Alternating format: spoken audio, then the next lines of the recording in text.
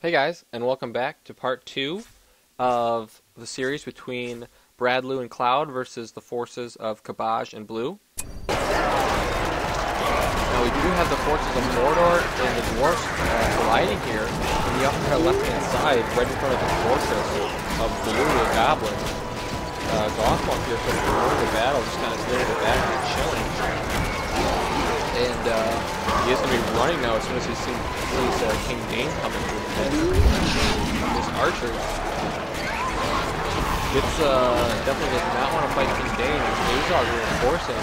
The dwarves here will be cleaning up. Looking on those additional Mordor reinforcements. So definitely nice job here by the dwarves of protecting his ally and dealing effectively with Bradloo continually here. Fighting these soldiers down here on the right-hand side too. Bradloo desperately trying to rebuild his base here. Well, maybe not desperately anymore, but had to at some point. And trying to get some units out to deal with these dwarves, but the horsemen continue to fall at the hands of the pikemen. And King Dane now up to level 5. Meanwhile, Mouth of Sauron and Gothmog just chilling down here in front of the base. I do have out fire archers now to help deal some additional damage to the dwarves and to the goblins. And I will be engaging here. The last remainder of dwarven pikemen sort of left to oversee everything will fall here on the left-hand side, but the goblins don't really need that sort of help anymore. It seems how they've been able to rebuild themselves. 2 mines here continuing to fully upgrade it, and I'd add continuing to pump out additional goblins. And they want to add some additional barracks for the goblin cave on even more. But there are enough archers here for myself as Mordor to deal with those forces, except to deal with Azog, who kills Mouth of Sauron. He does fall, and Gothmog, still level 3, probably has to be stuck on the old ground stance, so he is not battling. And additional reinforcements are trying to push back Azog in these goblins, but Azog takes out Gothmog with a backstab. Now Azog is up to level 9, doing extremely well there. Meanwhile, on the lower right-hand side, King Dane has finally reached the fortress of Bradloo. Faramir, with the last alliance of men, is attempting to hold off here, but to no avail. The dwarves are just too meaty, too powerful, too yellow to be able to stop them. And the dwarves do throw down a rock drop to finish off the barracks there, deal significant damage to the fortress and Faramir. And with that, Bradloo not looking good at all. Will lose his fortress, and that is his final building. Bradloo has been defeated, so it is now a 2 versus 1 straight up with the forces of Mordor now attempting to hold off the goblins and the forces of the dwarves. Of course, immediately the dwarves are heading to the left-hand side and starting to go towards my fortress now. Will I be able to prevent them from destroying it? I'm just not sure I have any forces back here. I just seem to be ignoring the forces here. My forces continue to push forward to the north. The only unit I have here to defend is Mouth of Sauron. Have I built a Goron Spire yet? No, I have not. My fortress has no upgrades. So I won't be able to take out this huge army unless I have any power saved up. Mouth of Sauron does throw down Descent, but I'm not sure that's effective with King Dane here in so high of a level. So instead I do drop land a rock drop right on those fortress, right on those forces, taking out every single dwarf except King Dane. King Dane, although he is strong, cannot withstand the attack of Mouth of Sauron and Gothmog. So they both do get a level up from that. Oh, there was one other dwarf that survived, now Burning Enclave, and 1 archer. Okay, so a couple more survived that rock drop than I thought, but not nearly enough to deal any significant damage. And you have to remember that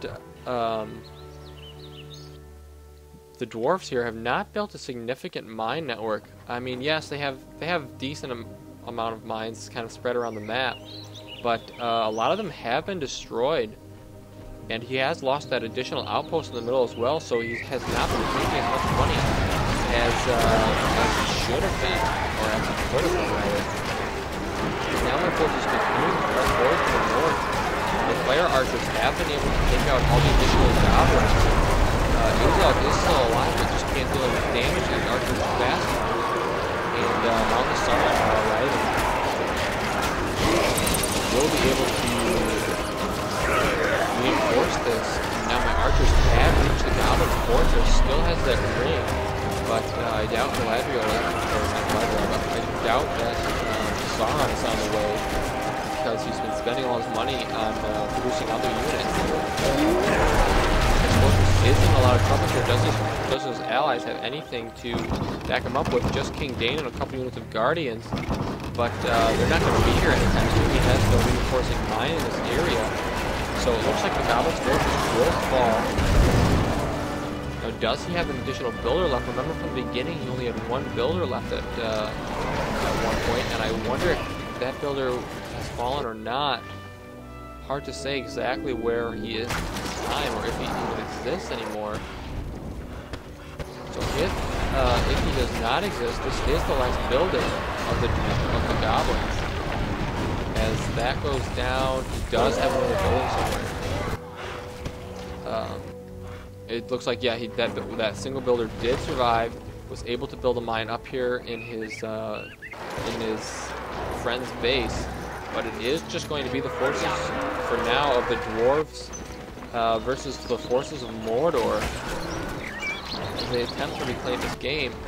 However, my forces are moving throughout the lower side and upper side right now, clearing mines, claiming land, not engaging this army directly just yet with King Dane level 9 and all these pikemen. I may be going for a different strategy. I may be going for the Gorgonoth Spire, and yeah, that's exactly what I'm going for to deal with this force. Really, the only way you can deal with the dwarves is by sort of using those powers and using those abilities to take out their units, because they're just so powerful in a straight-up fight. Meanwhile, Mouth of Sauron running around here may cast Descent on these units if I see them. Might just be looking for additional mines to conquer. Meanwhile, my archers have reached the fortress, or the main base here, of Kabaj, and definitely trying to put out a battle wagon to deal with damage here. Goblins will reach an additional mine, and those battle wagon wheels get stuck in the archers as they attempt to run through them here. And I might refocus on that. Does not take a lot of damage from these fire archers, but isn't really dealing any damage at the same time. Meanwhile, the dwarves of King Dane continue to push forward, intending to attack my fortress to deal with theirs. Meanwhile, Mouth of Sauron now will be retreating, does want to deal with those dwarves as they get close to my fortress. But the answer has not been found for my archers in Rothwok to continue to push forward into the dwarves' fortress. And if I can take out some of these buildings, especially this one, that will eliminate all the goblins from the game as well. Was I able to use that Gorgonoth Spire yet? Looks like I waited for additional troops, and there King Dane finally summons down his guard. I suspect this is when I'll be using my Gorgonoth Spire. And yeah, that is what I was waiting for, so that Gorgonoth Spire does go off. Direct hit on all those dwarves. Only a small unit of Titans surviving.